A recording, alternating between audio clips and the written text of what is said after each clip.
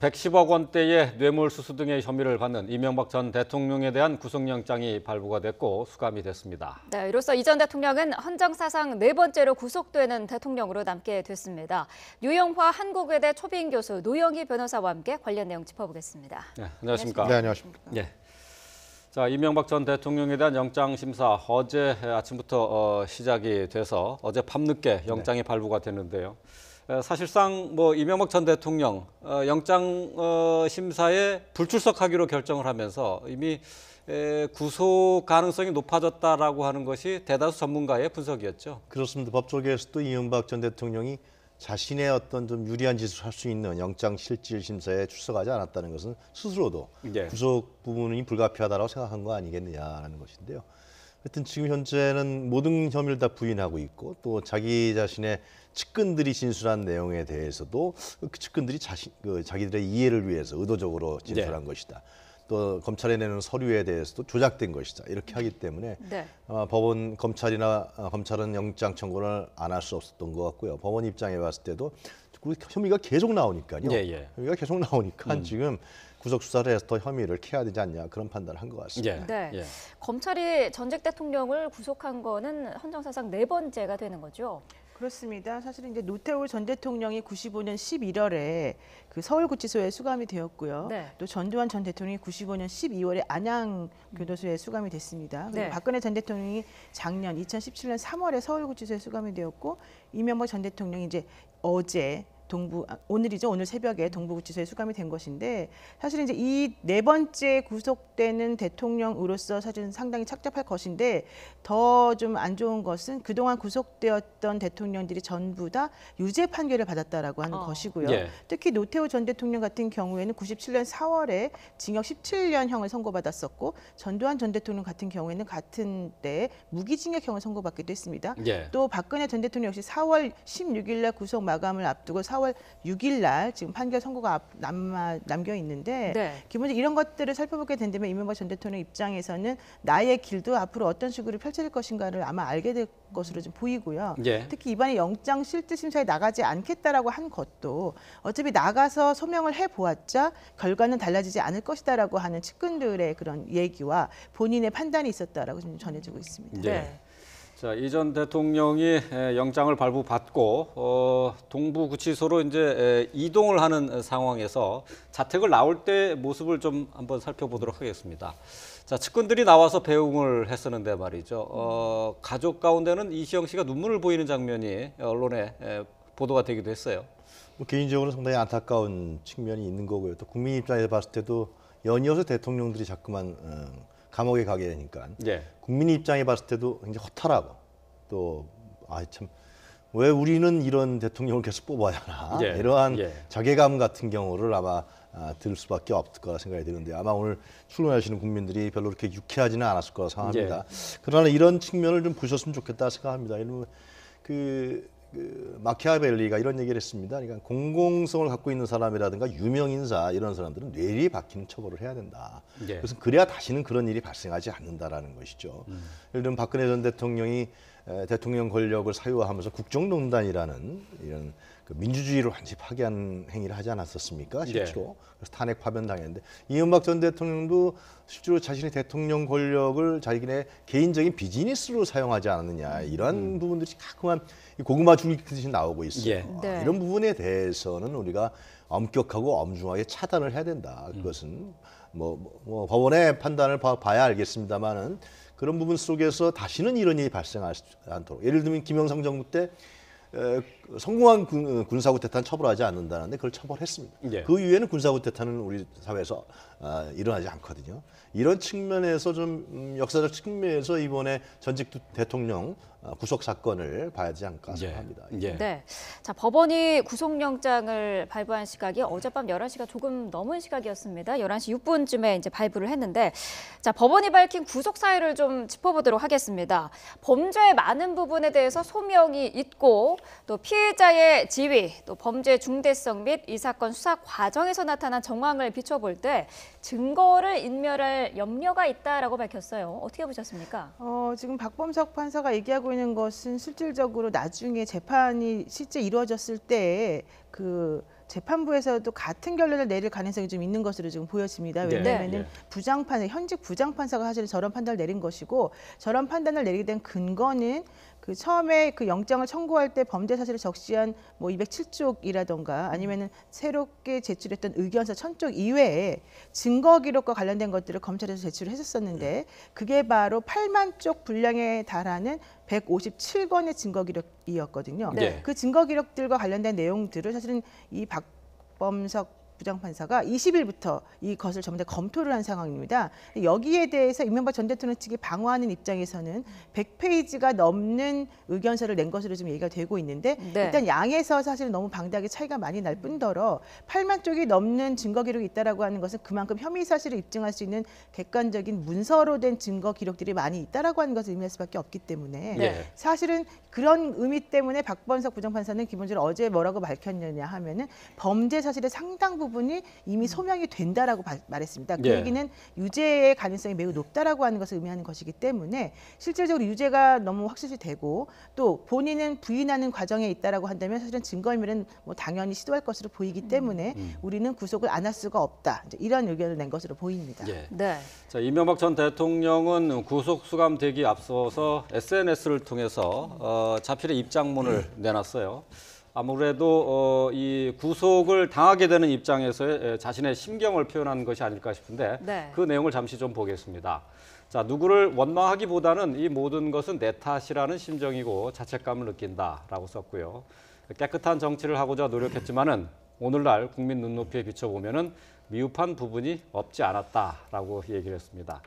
또 계속되는 내용을 살펴보면요, 가족들은 인륜이 파괴되는 아픔을 겪고 있고 또 휴일도 없이 일만 했던 사람들이 나로 인해서 고통받는 것을 생각하면 잠을 이룰 수가 없다라고 했고요.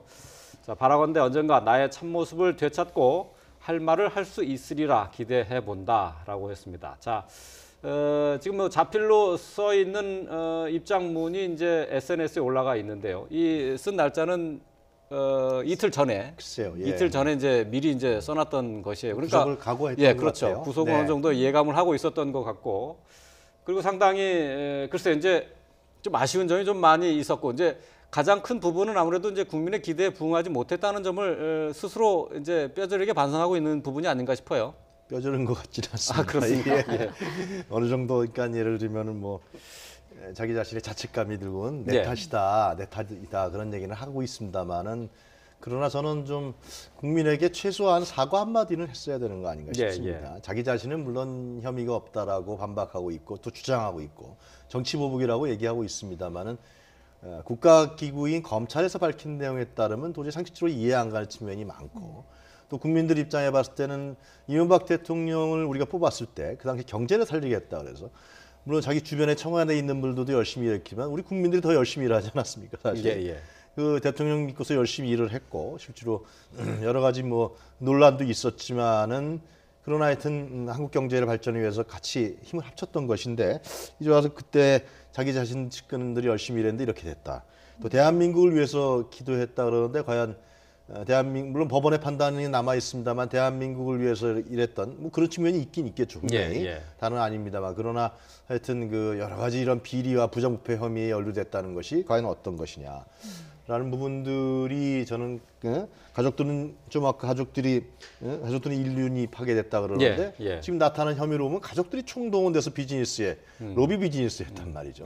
이런 엇갈린 부분들을 봤을 때는 저는 물론 이명박 전 대통령은 자기 주장을 할 수 있고 정치보복이라고 생각할 수도 있겠지만은 그러나 국민들 입장에 봤을 때는 매우 또 좀 분노를 느낄 수 있는 것이고요. 세간에는 박근혜 전 대통령보다 더 심한 거 아니야? 뭐 이런 정도 얘기까지는 나올 정도란 말이죠. 그래서 너무나 혐의들이 광범위하고 총동원됐기 때문에 그래서 저는 하여튼 뭐 법원의 판단이 있습니다만 들어갈 때 한번 국민들에게 이런 논란을 일으키고 물의를 일으켜서 상당히 죄송스럽게 생각한다. 사과 한마디 했으면 좋지 않았을까 여러 가지로 그런 생각이 좀 드네요. 검찰에 소환될 때도 뭐 할 말은 많지만 말을 아끼겠다라고 했었는데 어제 이 입장문에서도 언젠가는 할 말을 할 수 있으리라 기대한다라고 했거든요. 어떤 그것이 의미일까요? 아무래도 뭐 현 정부에 대한 아니면 과거 노무현 전 대통령에 대한 수사 과정에서 나왔던 얘기를 하려고 하는 것인지 현 정부의 어떤 약점을 자기가 알고 있다라든가 뭐 그런 부분이 되지 않을까 네. 않겠습니까? 그러면서 정치보복이라는 얘기를 하는 것인데 결국은 그러나 그 얘기는 전에도 했었어요 실제로. 예, 예. 예. 전에는 했었지만은 사실상 뭐 있는지 없는지 뭐 밝히지는 않았던 거라고 여겨지고요. 그래서 하여튼 물론 이 뭐 박근혜 이명박 전 대통령에 대한 역사적인 평가는 후대의 역사가들이 할 것이고 뭐 정치학자들이 하겠습니다만은 예. 그러나 현재 제일 중요한 거는 국민이 평가하고 있다라는 사실 아니겠습니까? 결국 국민이 예를 들면 여론이라든가 이런 걸 봤을 때는 이명박 전 대통령에 대한 여론이 굉장히 우호적이지 않죠. 굉장히. 예. 그렇기 때문에 이명박 전 대통령이 국민을 좀 생각하면서 재판도 임하고 또 정치 재판으로 또 몰고 가지 않았으면 좋겠어요. 예. 네. 예. 그래서 자기가 잘못한 부분이 있으면 정확하게 법적인 판단을 받아서 그거는 뭐 죄가를 뭐 받아야 되는 거 아니겠습니까? 예. 그런 모습을 보였으면 좋겠는데 현재 보이는 모습은 그렇게 갈 것 같지 않아서 더 안타까울 것 같습니다. 예. 자, 이명박 전 대통령이 수감되는 과정을 좀 살펴보도록 하죠. 어젯밤 11시 5분에 영장이 발부가 됐고요. 그리고 이제 50분 뒤에 이명박 전 대통령의 자택으로 차량이 도착을 해서 동부 구치소까지 이제 모셔고 갈 그런 차량이 도착을 했는데 말이죠. 그리고 이제 자정이 지나서 이제 수감이 됐단 말이죠. 상당히 좀 신속하게 영장이 집행이 됐어요. 이제 법원에서 영장이 발부되었다라고 하는 연락을 검찰에 이제 하게 되면은요, 그 즉시 법원으로 사람을 보내서 그 발부된 영장을 받아오는 과정이 필요하고요. 네. 그 영장을 확인한 다음에 어느 누가 그 전직 대통령을 모시러 가서 구치소까지 호송할 것인지를 이제 결정을 하게 됩니다. 예. 그래서 어제는 이제 그 두 분의 그 부장검사가 직접 나섰고요. 그래서 K5하고 K9 그 차와 승합차를 통해서 논현동 자택에서부터 17분 정도 걸리는 거리를 통과해서 동부구치소에 갔는데 예. 그게 이제 12시가 넘은 시각이었기 때문에 사실 이제 하루를 번 셈이 되는 겁니다. 예. 왜냐하면 이명박 전 대통령 측 입장에서는 12시를 기준으로 해서 뭐 11시 59분에 도착했더라도 하루가 이미 지나간 셈이 돼버리는 거거든요. 예. 근데 네. 검찰에서 영장을 발부받아서 구속이 되고 나면 20일 안에 기소를 해야 되는 부분이 있기 때문에 아마도 이명박 전 대통령이 지금 수사에 적극적으로 협조하지는 않을 것으로 보여서 예. 하루하루가 사실은 상당히 이제 귀중한 시간이 됩니다. 예. 그런 시간이 있는데 만약에 12시 이전에 동부구치소로 수감이 되게 된다면 검찰 입장에서는 하루를 사실 날리는 셈이 되기 때문에 그렇군요. 예. 아마 네. 그래서 12시 좀 넘은 시점에서 논현동 자택으로 갔을 것이고 예. 그래서 동부구치소까지 그 이후에 가게 된 것이 아닌가 이제 추측을 조금 조심스럽게 해봅니다. 예. 그렇지만 네. 뭐 반드시 꼭 그렇기 때문에 간 건 아니겠지만 어쨌든 오늘 사실은 오후에 어느 정도 뭐 조사가 이루어지지 않을까 생각했는데 검찰에서는 또 조사는 안 한다고 했단 말이죠. 예. 그런 것들을 살펴보게 되면 전반적으로 앞으로 조사 일정과 관련해서는 다시 한번 지금 전략을 짜는 것으로 지금 보이는데 사실 저 어제 좀 약간 특징적이었던 게 뭐냐면은 이명박 전 대통령 그 자택 앞에는 자택에서 기다리던 20명의 측근이 나와서 사실은 이제 도열을 해서 그 나가는 모습을 환송을 하는 부분이 하나가 있었었고요. 예. 또 시민들의 모습도 사실은 있었습니다. 원래 박근혜 전 대통령과 비교해 보면은 시민들의 그 이명박 전 대통령에 대한 지지가 없다라는 게 계속 얘기가 되었던 것인데 예. 사실은 지난해 10월부터 매일 논현동 자택 앞에서는 이명박 전 대통령을 구속해야 된다라고 하는 시민단체 회원들이 릴레이로 이렇게 앞에서 자리를 지키고 있었거든요. 예.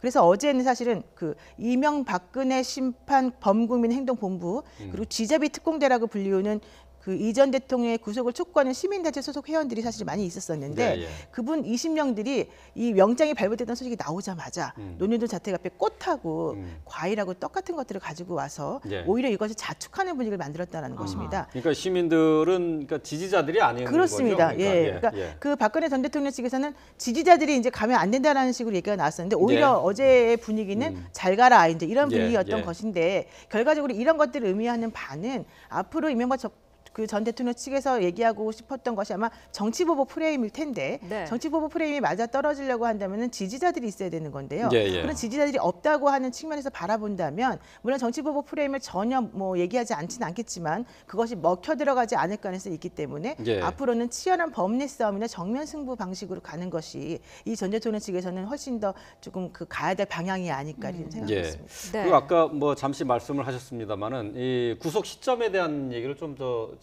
살펴보도록 네네. 했으면 좋겠어요. 그러니까 영장이 발부된 것은 어제 밤이었는데 11시 7분, 어제, 6분 정도였죠. 예, 네. 11시 5분 뭐 이제 7분 그 사이 이제 발부가 되는 건데 네. 수감이 된 거는 자정이 넘어서였단 말이죠. 근데 구속이 계산이 되는 것은 그러면은 구속 시점에 그러니까 수감되는 시점으로 봅니까? 아니면은 신병이 확보된 시점으로 봅니까? 그러니까 그러니까 지금 말씀하신 이제 인치와 관련된 신병 확보가 사실은 그 12시 전이었냐 후였냐가 예. 중요한데 영장이 발부됐다라고 해서 무조건 신병이 확보된 건 아니고요. 네. 그 영장을 들고 가서 집행을 하는 순간에 이제 사실은 체포가 되기 때문에 신병이 확보된 걸로 보거든요. 근데 어제 12시 2분경에 논현동 자택에 갔다라고 하는 얘기가 있기 때문에 아마 그때로부터 구치소 가는 시점까지는 사실은 인치만 돼 있는 상태이지 또 구속은 아닌 겁니다. 예. 네. 그렇기 때문에 구속하는 그 기준은 12시 뭐 18분, 20분 그 구치소에 수감된 그 시점을 기준으로 하는 것이고요. 예. 그렇게 된다면은 원래는 그 하루 전에 그러니까 22일 밤 11시부터 12시 사이에 만약에 영장 집행이 이루어졌다라고 한다면은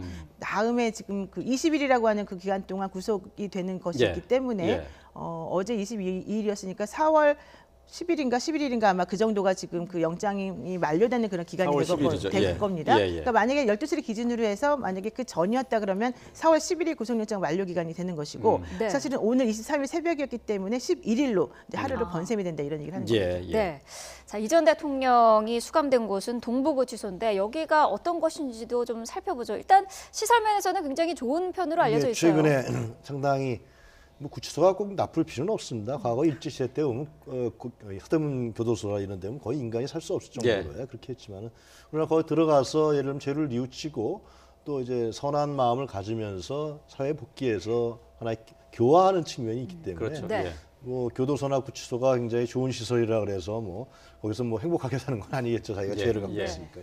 동부구치소는 현대적 시설로 했다 그러고요. 아무래도 이명박 전 대통령은 전직 대통령에 대한 부분들 뭐 관련 뭐 예우 법률은 뭐 법원의 판단 이후에 없어지겠지만 그러나 하여튼 상당히 법무부 당국에서도 예우를 하는 것 같습니다. 그래서 뭐 박근혜 전 대통령과 같은 거의 수준의 예우를 하지 않겠냐. 뭐 TV도 시청할 수 있고요. 물론 제한된 프로그램입니다만 그리고 면회도 아무래도 다른 그 수용자들보다 좀 더 다른 케이스로 좀 편하게 할 수 있는 길도 열어줄 것 같고요. 하여튼간에 뭐 법원의 최종 판단이 있기까지는 나름대로 법무 당국에서도 전직 대통령이라는 점을 고려해서 예우를 할 것으로 보여집니다. 그 지금 화면에 독거실 구조가 지금 나와 있는데요. 크기는 13.07제곱미터. 네.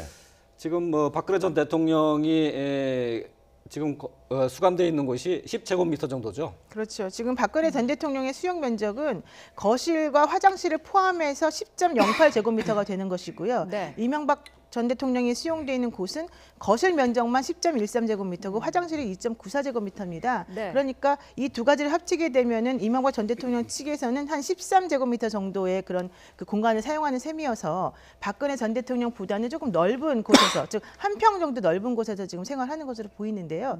지금 더 중요한 것은 서울구치소는 사실 시설이 매우 낡았기 때문에 박근혜 전 대통령을 수용하기 위해서 사실 내부적으로 도배도 하고 단장을 했다는 거거든요. 그렇지만 그 이명박 전 대통령이 지금 수용되는 동부구치소는 작년 9월에 문을 열었고 최신식 시설로 지어져 있기 때문에 게다가 또 약간 그 수용 그 동이 조금 떨어져 있습니다. 그리고 그런 그러니까 새롭게 뭐 단장할 필요가 없는 최신식 시설이기 때문에 아마도 이명박 전 대통령 입장에서는 매우 좀 쾌적한 시설에서 그 머무르는 것이 아닌가 생각이 듭니다. 아무래도 서울구치소에 박정 대통령이 있기 때문에 교정당국에서 어떻게 전직 대통령 2명이 한 곳에 있는 것은 상당히 부담이 될 수 있는 그런 부분도 좀 고려가 됐겠죠. 그렇습니다. 이번에 이제 왜 동부구치소로 이분을 이제 옮기게 되었는지에 대해서 이제 물어봤었는데 그 검찰에서 밝힌 내용은 첫 번째는 이제 경호 문제가 사실은 좀 심각하다. 왜냐하면은 서울구치소는 사실은 상당히 오래된 시설이고 낡았는데 거기에 두 분의 전직 대통령을 모시게 되면은 이 교정당국이 너무 부담이 많이 된다라고 하는 게 첫 번째 얘기였고요. 두 번째로는 이명박 전 대통령과 공범인 사람들이 사실은 서울구치소에 많이 수감이 되어 있기 때문에 공범과는 분리를 시키는 부분이 좀 필요하다. 그렇게 되면은 또 역시 교정당국의 부담을 덜어주기 위해서라도 다른 곳에다가 인치하는 것이 맞다라고 생각을 했고요. 지금 서울구치소하고 동부구치소에 어떻게 수감자가 이제 분류가 되어 있는지 화면을 저희가 준비를 했거든요. 좀 보면서 계속 얘기를 하도록 하겠습니다. 그래픽 화면인데요. 지금 이제 말씀하신 것처럼 서울구치소에는 박근혜 전 대통령이 있고 김백준 전 총무기획관이 총무기획관이 있잖아요. 네. 예, 이제 지금 근데 또 이제 조윤선 전 장관도 있는 거죠. 예, 그렇죠. 이제 근데 이제 동부구치소에도 이미 이제 최순실 씨가 있죠. 예, 최순실 씨가 있죠. 네, 그리고 김기춘 전 비서실장도 있는 것이고요. 예. 지금 화면으로 네. 좀 저희가 준비한 것을 다시 보여드리고 있습니다. 자, 서울구치소와 동부구치소 이렇게 지금 나눠져 있는데 아무래도 이제 저런 것들까지 다 고려를 해서 동부구치소로 그렇죠. 정한 거죠. 네, 그렇습니다. 지금 그 김백준 전 총무기획관하고는 사실은 공무원 관계이지만 서로 이해관계가 좀 다르기 때문에 같은 구치소에 수감시키는 것이 좀 부적절하다는 내용이 있었고요. 네. 최순실 씨 같은 경우는 사실 이 사건하고 전혀 상관이 없습니다만은 남부구치소에 수감돼 있다가 동부구치소로 사실 옮겨온 케이스가 되는 것이거든요. 네. 근데 이제 독방을 쓰는 경우라 하더라도 김기춘 전 실장이 쓰는 독방의 크기나 이명박 전 대통령이 쓰는 크기는 좀 다릅니다. 예를 들어서 예전에 노태우 전 대통령이나 뭐 전두환 전 대통령은 아예 수용동을 따로 만들어서 별채 형식으로 사실은 만들어 주었고 예. 6평에서 7평 사이의 그런 큰 공간을 사용하게 했지만 박근혜 전 대통령 측부터는 이제 3평 정도 되는 공간을 사용하게 했습니다. 그렇지만 나머지 뭐 이제 우리가 소위 말하는 범털이라고 불리는 김기춘 실장이나 이런 분들도 독방을 쓰긴 하지만 그분들이 사용하는 공간은 거의 한 1.78평 정도 되거든요. 네. 근데 사실은 3평이 넘는 그런 공간은 수용 인원이 6명에서 7명 정도가 한꺼번에 공동으로 사용하는 그런 크기예요. 그렇기 때문에 뭐 당연히 이제 이전 대통령들보다는 조금 대우가 더 좋지 않지만 그래도 불구하고 대통령들이었기 때문에 조금 넓은 공간을 사용한다라고 좀 보시면 됩니다. 다만 예. 저런 공간을 사용한다 하더라도 본인이 직접 청소를 해야 되고 예. 본인이 직접 식사를 하고 나면은 그 식사와 관련된 식기들을 또 세척을 해야 되는 과정들이 있습니다. 예. 네. 일과는 어떻습니까? 다른 그 수용자들과 똑같은 일과를 보내게 되는 그렇죠. 건가요? 거기서 예를 들면 뭐 그런 거 있죠. 예를 들면 뭐 사식을 사 먹을 수는 있겠죠. 예를 들면 명치금을 가족들이 좀 다른 수용자보다는 좀 더 여유 있게 할 테니까 거기서 네. 예를 들면 교도소에서 파는 여러 가지 그 제한된 물품들이 있습니다. 네. 살 수 있는 그런 걸 사서 예를 들면 식사를 할 때 같이 뭐 반찬을 먹을 수도 있고 뭐 간식으로 먹을 수 있고 그러나 나오는 부분들은 뭐 그러나 교도소의 그 구치소의 이제 식사라든가 뭐 여러 가지 관리 부분들이 계속해서 개선되고 있거든요. 예. 그래서 뭐 일반 수용자들도 먹고 있습니다만 아침엔 조식으로 예를 들면 좀 가벼운 그런 음식들이 나오고 있다 그러고요. 예. 뭐 양배추라든가 섞어서 그래서 뭐 점심이나 저녁도 자기 자신이 뭐 입맛에 안 맞으면 다른 걸 사 먹을 수도 있고 하기 때문에 예. 교도소 생활이라는 것이 뭐 수갑에 채워놓고 뭐 이런 것도 아닌 거고요. 예, 예. 하여튼 중요한 것은 그 안에서 많은 생각을 이명박 전 대통령이 하지 않겠습니까? 네. 그래서 뭐 책임지겠다 그런 얘기도 많이 하고 했는데 실제로 뭐 이런 일곱의 고령입니다만 지금 어떤 부분들을 통해서 이제 우리 국민이 뽑은 대통령이었단 말이죠. 선출된 권력이었지만 이러한 이제 상당히 안타까운 일이 발생했기 때문에 그 안에서 좀 하여튼 그 국가를 생각한다 그러면은 국민된 바람으로 봤을 때는 좀 더 국가를 위해서 자기가 할 수 있는 건 무엇이냐. 예. 그것은 저는 뭐 어느 개인이든 자기가 죄를 뭐 물론 이제 법원의 판단이 필요합니다만은 뭐 죄를 치게 되면 죄값을 깨끗하게 짓는 거. 예. 대부분 정치인들이 그렇지 않아요. 뭐 반박하고 주장하고 그 다음에 또 뭐 사면해달라 그러고. 그러나 일반 국민들은 뭐 예를 들면 조그만 거라도 훔쳐도 그 죄값을 공정하게 치르지 않습니까? 예. 이런 부분 특히 뇌물 혐의라든가 지금 배임 혐령 이런 혐의들이거든요. 예. 그래서 그런 부분에 대해서 좀 뭐 자기 자신을 좀 돌아보시는 그런 계기로 삼았으면 좋겠다 그런 예. 생각이 듭니다. 구치소 예. 일과는 기본적으로 이제 아침, 점심, 저녁 식사 시간이 이제 정해져 있는데요. 그 오늘 같은 경우에는 이제 빵하고 샐러드가 사실 이제 예. 식단으로 나온 셈입니다. 네. 근데 그런 식사를 마치고 난 다음에는 사실은 자유 시간이 주어지고 중간에 운동할 수 있는 시간이 조금 있습니다. 30분 정도. 그리고 그 변호사 접견은 오전 9시부터 저녁 6시까지 언제든지 뭐 가능한 상황이지만 네. 나머지 일반 접견 같은 경우에는 일일 한 번 10분 정도 내외로만 사실 가능하고요. 만약에 부득이한 경우라고 한다면 특별 접견의 형식을 빌어서 이거는 이제 구치소장이 이제 혹은 교도소장이 허락을 해줘야 되는 것인데 예. 따로 마련된 장소에서 여러 명과 함께 뭐 20분에서 30분 정도 그 접견을 할 수 있는 그런 것도 마련돼 예. 있습니다만 일반 접견은 그냥 그 변호사가 아닌 네, 그렇죠. 일반인들 얘기하는 가족이라든가 거죠? 예. 친척이라든가 친지들이 그냥 와서 약간 이제 칸막이 같은 것들이 되어 있으면서 서로 간에 접촉을 금하는 상태에서 이분들이 대화하는 내용은 교도관이 뒤에 앉아서 볼 수 있는 상태이고 상태이고 네. 이들이 무슨 내용을 얘기하는지에 대해서 역시 들을 수 있는 상태이고 CCTV 같은 것들이 사실 녹화가 됩니다. 예. 그리고 이들이 말하는 내용 자체가 사실 녹음이 되기 때문에 나중에 혹시라도 뭐 범죄 모의 같은 것들이 이루어지면 그것들이 검찰에 또 증거로 사용되기도 하는데요. 그와 반면에서 변호사들이 접견하는 것에서는 제한이 없고요. 변호인 접견은 네. 제한 없이 대신에 하고요. 변호사들이 접견하는 것도 CCTV가 보여지긴 하지만 그것은 혹시 있을지 모르는 수용자하고 변호인 간의 이제 불미스러운 일을 막기 위해서 만들어진 것이고 그들 간의 대화를 듣는다거나 녹음하거나 이런 일은 없습니다. 예. 네. 네, 검찰이 조금 전에 저희 취재 기자를 통해서 전해드렸습니다만 오늘이 별도의 이명박 전 대통령에 대한 조사 계획은 없다고 이렇게 지금 알려져 있어요. 하지만 어쨌든 뭐 20일 동안에 최대 20일 동안에 이제 그 수감 기간 동안에 구속 기간 동안에 검찰 조사가 이제 집중적으로 이루어질 것 같은데 말이죠. 그렇습니다. 이 경우 이제 소환 조사가 될 것인지 방문 조사가 될 것인지 이것도 관심이에요. 이명박 전 대통령 입장에 봤을 때는 소환을 또 당하는 걸 원치 않겠죠. 예. 그렇기 때문에 뭐 그거는 변호인하고 검찰하고 나름대로 좀 얘기를 하지 않을까 싶습니다. 과연 어떤 부분들이 중요한 것인가. 그러나 검찰 입장에 봤을 때는 과연 그 조사할 때 가장 효과적이고 효율적인 방식을 택할 수밖에 없습니다. 그래서 그런 부분에 대해서 아마 변호인 이명박 전 대통령 변호인과 검찰 측이 상의하지 않을까 저는 그런 생각이 들고요. 예. 적절한 방식을 택하면 된다고 생각이 듭니다. 그래서 그러나 지금 검찰 입장에 봤을 때는 이명박 전 대통령 혐의를 입증하는데 굉장히 오랜 시간이 걸렸고 예, 예. 실제로 다스 관계 부분에 있어서는 실소유자 부분에 대해서는 아주 난맥상을 보였던 것이 사실이거든요. 예. 근데 이제 이런 부분들이 기소하고 법원의 판결에 갔을 때 정확한 입증과 증거 자료와 정황 자료 또 아니면은 뭐 증언들 이런 부분들을 종합적으로 재판부에 제시하지 못한다 그러면은 또 검찰이 의도하지 않은 결과가 나올 수도 있는 건 우리가 배제하지 없습니다. 예. 우리나라 법원이라는 건 증거주의를 채택하고 있기 때문에 그래서 아마 그런 이명박 전 대통령에 대한 기소 전에 아주 꼼꼼하고 치밀한 조사와 수사를 하지 않겠냐. 예. 뭐 다른 사람들과의 뭐 대질 수사까지 아니더라도 지금 측근들이 모든 걸 다 진술하고 있지 않습니까? 이런 부분에 대해서 아마 20일 동안 강도 높은 수사가 이루어지지 않을까 생각합니다. 지금 예. 조사는 기본적으로 구치소를 그러니까 방문해서 조사하는 형식을 택할 수밖에 없습니다. 왜냐하면 전직 대통령이기 때문에 원래는 경호를 해야 되는데 구치소에 들어가면서 경호가 중단이 됐어요. 근데 만약에 이분이 조사를 받으러 뭐 검찰청으로 온다 그러면은 다시 경호가 시작이 돼야 되고 또 가는 길이나 중간 과정들이 전부 다 통제가 돼야 되기 때문에 네. 또 검찰청도 사실은 일정 부분 또 비워줘야 되는 부분이 있어서 네. 그렇게는 하지 않습니다. 박 전 다만 대통령은 소환 조사를 하지 않았습니까? 박 전 대통령도 역시 그래서 방문 조사를 했었던 것이고요. 아. 그래서 이제 이번에도 방문 조사를 할 예정이었는데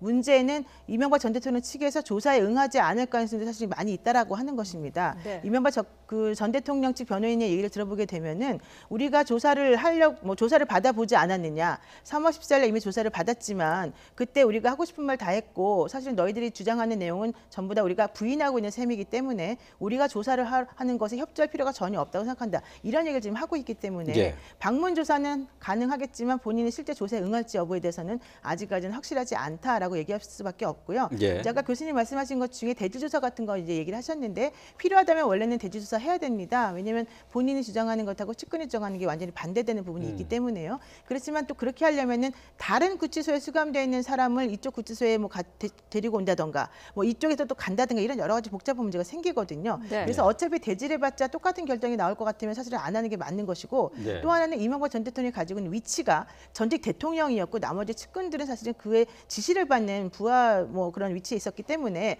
서로 대질이라고 한다는 것을 하는 것 자체가 매우 부담스러운 부분이 있어서 대질 조사까지는 이루어지지 않을 가능성이 많습니다. 예, 예. 네. 만약에 이 전 대통령이 그 방문 조사에 응하지 않는다면 검찰로서 할 수 있는 것은 어떤 것들이 있습니까? 검찰은 기본적으로 뭐 조사를 한번 하겠다라고 얘기는 하겠지만 그쪽에서 네. 응하지 않는데 강제적으로 조사에 오라고 할 수는 없는 것이고요. 또 특히 이제 지금 현재는 피의자 상태입니다. 네. 기소가 안 됐기 때문에 예. 피의자나 피고인이나 전부 다 내가 얘기를 하지 않겠다, 진술 거부하겠다라고 한 얘기를 한다면 사실은 또 그걸 강제할 방법이 없는 거거든요. 네. 그렇기 때문에 만약에 그런 식으로 이명박 전 대통령이 뭐 부인하고 조사에 응하지 않는다라고 한다면 이명박 전 대통령을 제외한 나머지 증거들을 다시 한번 보강해서 수사를 하는 방식으로 그렇게 보강 조사가 이루어질 것입니다. 네. 네. 자, 검찰이 이제 이명박 전 대통령이 받고 있는 혐의에 대해서 이제 수사를 계속 이제 확대해 나갈 것으로 지금 보이는데 말이죠.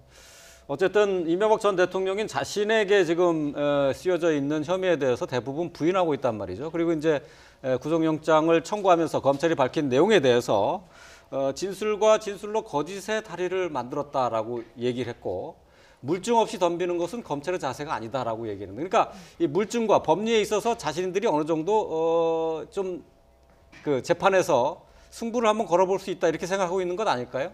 결국은 지금 이제 논란이 되는 건 다스 실소유자 문제 아니겠습니까? 그것이 가장 핵심적인 부분에서 거기서 이제 가지를 치면서 줄기를 치면서 다른 부분들이 혐의 입증이 되는 것이고 혐의가 뭐 없어지거나 이런 것인데 결국은 물론 뭐 국정원 특활비라든가 다른 부분도 워낙 많아서 같이 뭐 병합 심리가 이루어지겠지만은 근데 다스 실소유자 부분에 대해서 최근에 이제 자꾸 나오는 얘기들은 뭐 다스 카드를 그 부인 법인카드를 부인만 쓴 것이 아니고 예. 이명박 전 대통령도 썼고 그것이 외국에 나갈 때가 일치한다는 문제. 그리고 예.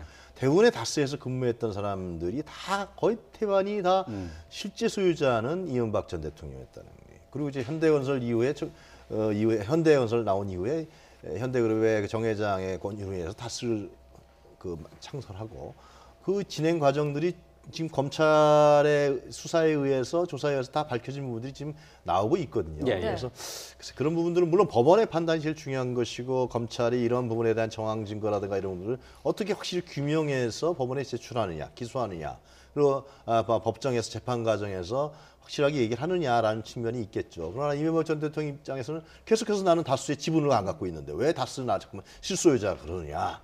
이런 부분들이 결국은 상당히 공박이 될 수밖에 없다고 생각합니다. 예. 네. 자, 그러면은 구속이 결정이 되는 과정에서 법원은 검찰 측의 의견이죠. 다스의 실소유주가 이명박 전 대통령이다라는 것을 받아들였다라고 볼 수 있는 거죠. 그렇죠. 왜냐하면은 그 영포빌딩에서 나온 문서들 중에 차명주 씨의 실소유주가 누구인지를 확인하는 그런 과정들이 있었었고 네. 예. 이명박 전 대통령에게 제출된 보고서 형식으로 사실은 이명박 전 대통령이 다스의 경영에 관여했다라고 하는 내용이 많이 나와 있다라고 하는 것이기 때문에 네. 그런 객관적인 증거와 김백준 전 총무기획관의 진술 그리고 김성호 전 다스 사장의 진술 뭐 나머지 측근들의 진술들을 종합해 보면 당연히 다스는 이명박 전 대통령의 소유다라고 판단할 수밖에 없다는 게 이제 검찰의 입장이었고 네. 그것을 법원도 받아들인 셈인데요. 그럼에도 불구하고 그것의 고리를 끊어내야지만 이명박 전 대통령은 이 사건에서 자유로워질 수 있기 때문에 예. 당연히 그런 식의 얘기들은 전부 다 문서가 조작된 것이고 영포빌딩에서 나온 문서는 실질적으로는 증거 능력이 없는 것이다. 왜냐하면 압수수색 절차가 잘못됐기 때문에 이런 주장을 펼치고 있는 거거든요. 그렇다면은 그 이후에 또다시 얘기할 수 있는 방어 논리 중에 하나는 그동안 그 이명박 전 대통령이 횡령을 했다라고 하는 그 다스 비자금 350억 관련된 부분들 같은 경우도 네. 이 다스가 내 실소유가 아니기 때문에 그건 의미 없다라는 첫 번째 주장을 할 것이고 예. 만약에 내 실소유라고 하더라도 이건 가족회사에서 벌어진 일이기 때문에 사실은 내 가족끼리 뭐 회사 운영하면서 법인카드 쓸 수 있는 거 아니냐 비자금 만들 수 있는 거 아니냐 이렇게 또 얘기가 되는 거거든요. 그래서 예. 그 부분의 얘기가 만약에 먹힌다고 한다면 사실은 상당히 형이 낮아지는 셈이 되는 거고 예. 또 하나 뇌물 관련된 부분에 있어서도 실질적으로 뇌물이라고 하는 것은 이미 정치자금법으로 받은 것이지 이건 뇌물로 받은 게 아니다라고 하는 주장을 펼칠 것이고 본인이 대통령이 되기 전에 받은 자금들에 대해서는 이제 공소시효다 지난 뒤 잊었던 나한테 왜 이러느냐라는 얘기를 할 것이 뻔하기 때문에 그 뇌물과 관련된 뭐 입증과 관련된 법리 싸움도 할 것이고 금액을 또 줄이는 방향으로 주력을 할 것으로 좀 보입니다. 예. 다스의 실소유주를 비롯해서 이제 뇌물 문제에 대해서는 보고받은 적이 없다, 없죠. 알지 못했다, 그렇죠. 또는 또 서류가 조작이 됐다, 이제 이렇게 얘기를 했지만은 이제 다스의 비자금 350억 원 횡령 부분에 대해서는 이 물적 증거가 없다라고 얘기를 하고 있거든요. 그렇죠. 이거는 사실 증거가 좀 나와야 되는 것 아니겠습니까? 그러니까 증거라고 하는 것은 기본적으로 이제 민사적인 문제로 사실은 이 회사가 누구의 소유인가를 따지는 부분이 사실 제일 중요한 것인데 그 회사의 소유주가 누구인가를 따지는 방법은 첫 번째 자본금을 누가 납입했느냐 처음 회사를 설립할 때 네. 두 번째로는 그 자본금 납입 이후에 주주의 소유 관계가 어떻게 변동되었느냐 실제 그런 회사의 그 경영에 관여했느냐 또 회사로부터 나온 돈을 누가 사용했느냐 이런 것들을 보는 거거든요. 예. 근데 지금 검찰이 내놓은 자료 중에는 처음에 자본금은 4억인가 얼마를 이명박 전 대통령이 처음에 주어서 이 회사가 만들어졌다는 게 첫 번째 얘기입니다. 85년도에 만들어질 때. 두 번째로는 그 원래 주주로 된 사람들에게 배당이 되지 않고 그 돈을 오히려 이명박 전 대통령이 가져갔다라고 하는 얘기가 있는 예. 것이고요. 또 그렇게 따진다라고 한다면은 도곡동 땅을 판 돈이라든가 여러 가지 돈으로 이 주주의 그 소유 관계가 좀 정리가 되었는데 그 주주에 관련된 부분도 차명 주식으로 이미 다 소유 관계를 정리하였기 때문에 원칙적으로는 이명박 전 대통령 이름이 주주 명부에 없다 하더라도 이거는 예. 이명박 전 대통령 것이다라고 하는 게 바로 이제 검찰의 입장이거든요. 근데 이명박 전 대통령 입장에서는 거기에 대해서 객관적으로 내 거다라고 하는 것에 대한 증거가 정확히 뭐라는 거냐 이 얘기를 지금 다시 하고 있는 겁니다. 예를 들면 첫 번째 돈을 뭐 자본금 관련된 부분 내가 빌려준 거 아니겠느냐 이런 얘기를 지금 하고 있는 것이고 또 차명주주라고 하는 것은 주주명부 봐라 내 이름이 없지 않느냐 예. 또 법인 통장 법인 계좌 사용한 것에 대해서는 원래 식구끼리 사용하는 거다 이런 예. 얘기를 하는 거기 때문에 예. 사실 그 부분이 좀 약간 법리적으로 매우 긴 다툼이 좀 벌어질 가능성이 있는 부분입니다. 예. 네.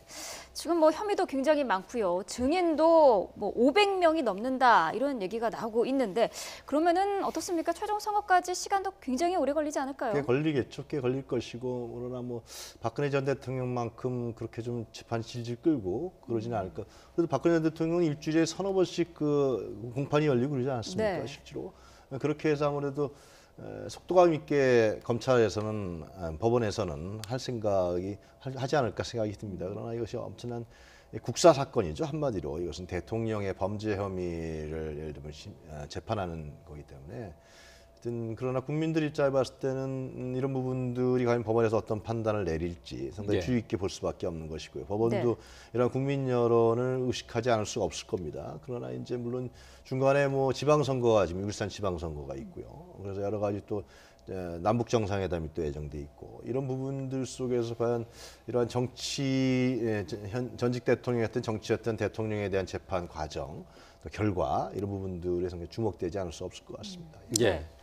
자, 이제 검찰이 구속 수감이 돼 있는 이명박 전 대통령을 상대로 해서 이제 추가 조사와 함께 또 이제 다른 혐의에 대해서도 역시 이제 조사를 확대해 나갈 그런 방침을 보이고 있어요. 이제 이명박 전 대통령에 대해서 이제 검찰이 이제 기소를 이제 할 것이 이제 뭐 확실시 됩니다만은 재판을 통해서 어쨌든 이 유무죄를 다퉈야 되는데 이렇게 되면은 측근들과 법정 공방도 불가피하지 않을까 싶어요. 네, 그렇습니다. 아마 법원에서 재판할 땐 당연히 그 증인 신문 같은 것들을 통해서 서로 간의 의견이 다른 것을 확인할 것으로 보이는데요.